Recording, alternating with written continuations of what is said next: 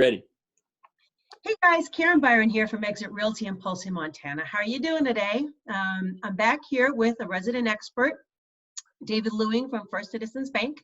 He's the vice president and he's the lender here in Polson. And we're going to talk about some more issues that he's been hearing about in the banking industry during this crazy COVID-19 pandemic. So let's turn over to you, David, and you start giving us some really great information because you are the expert. All right. Well, Karen, thanks again for having me back. I guess a couple things I wanted to touch on today is just really what I've been getting phone calls about quite a bit. So still continuing to field calls on those SBA programs, the Paycheck Protection Program, the Economic Injury Disaster Loans. Those are still in effect, processing through applications on those. So if that was something that you or your business thought that you could benefit from, reach out to your lender and they can give you a little bit more information on that. But what I've been hearing a lot of is just kind of what are my options here? I've been laid off of work and I've got a loan with you. What are my options? What can you help me with? So first and foremost, reach out to whoever your lender is. I can only speak as to what First Citizens is offering right now. The different banks in the area, or even if you have a loan through somebody out of the area, might be offering something different.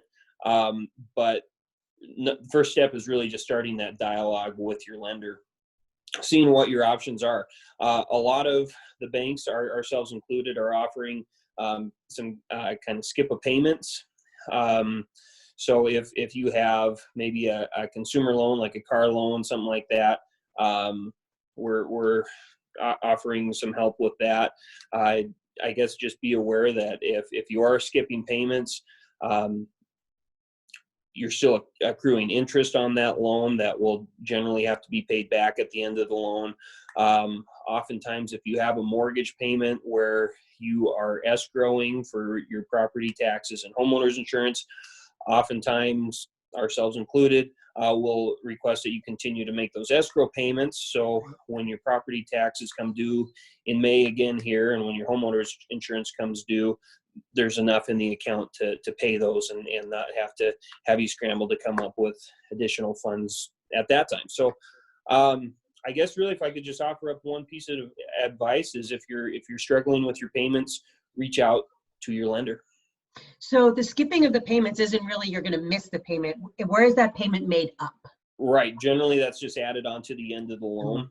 Right. So it's not really like you're skipping and not paying. It's just giving you some time to get exactly. that money. Yep.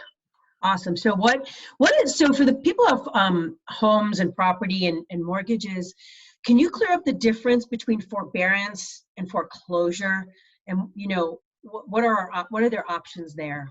Sure. So foreclosure is what everybody wants to avoid, the bank included. That is where you've become so far delinquent on your payments with your mortgage loan that you have that the bank initiates repossession of your house. That's always kind of a last resort for everybody involved, and it's very unfortunate when it gets to that point. A forbearance is really more of just kind of a deferred payment plan with the bank. So taking your payments and maybe lessening them for a defined period of time, maybe taking them and doing the skip payments, that sort of thing. Right. Just kind of a reduced or extended payment period is really what a forbearance is, to help you avoid foreclosure. How is that? Does it affect your credit at all? Do you know? Can you explain how that affects your credit vice foreclosure?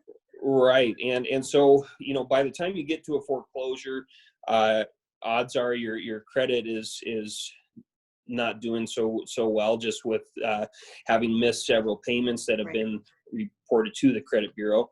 And then when the foreclosure process starts, that also gets reported to the credit bureaus, which further damages your credit score. With a forbearance, that's really going to be kind of what you work out with the bank. Okay. for example, these extended payments that we're doing right now can be called a forbearance, where we're, you know, taking your monthly payment, adding it onto the end of the loan. That is something that would not damage your credit score. Okay. But if you do have questions on that, verify with your lender, make sure that what you're doing, all ramifications are explained to you. Okay. Now, if somebody wants to come talk to you, how do they get into First Citizens? I know a lot of banks around here have their lobbies closed. Mm-hmm. So how do they get in to speak to you? What Right. is your phone number? You know, what are your hours? What is your protocol right now? Exactly. And I think what all the banks are doing right now is by appointment. Okay. So if you do have questions, so you can always call in.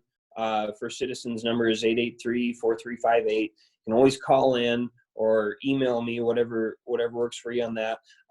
If you wanted to have a physical face-to-face meeting, we would schedule an appointment for that.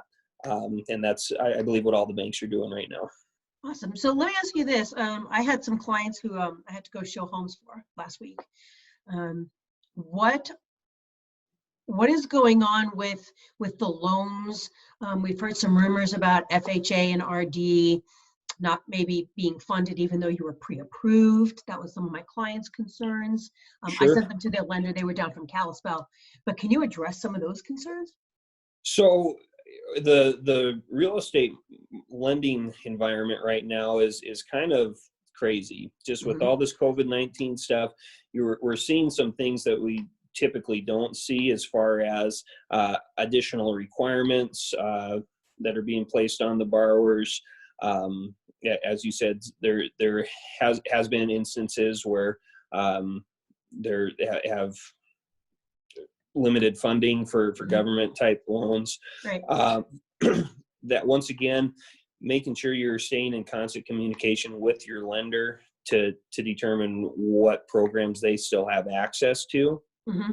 So it's, you know, real estate lending is generally similar from institution to institution, but some institutions might have access to other programs that others don't. So just keeping that contact with your lender to ensure that the loan type you're trying to get is still available. Have you been seeing any issues with employment verification? People who still may be employed, but maybe the place that does the verification is down or slow. You know, people aren't working anymore. Have you seen any issues with that? I've been fortunate to this point dealing with that, but I've heard lots of stories of people who are having issues with that. So there is increased verifications of employment beyond what you traditionally see, where they're calling in to do kind of a verbal verification of employment prior to closing, even after closing. Wow. Where you generally don't see that. Right. And as I said, to this point, I've been fortunate enough not to be affected by that, but it can cause delays where if the lender is unable to verify that you are still employed throughout this COVID-19, it absolutely could cause a delay. Yeah, I've also heard, and I'm sure it's happening with you guys, we need to remind the viewers that things that used to be, you know, overnight mail, they're going to send it to you overnight mail. Those are not really overnight now. You know, you need to extend your planning out so that, you know, if you need something quicker, you know, see if you can plan it ahead. So that overnight now becomes 2-3 days a week. I mean, UPS still has birds up in the air, FedEx still has birds up in the air, but everything is slower. Yeah, absolutely. And really, more than ever, just staying in communication is what I would recommend. Awesome. Hey, thanks, David.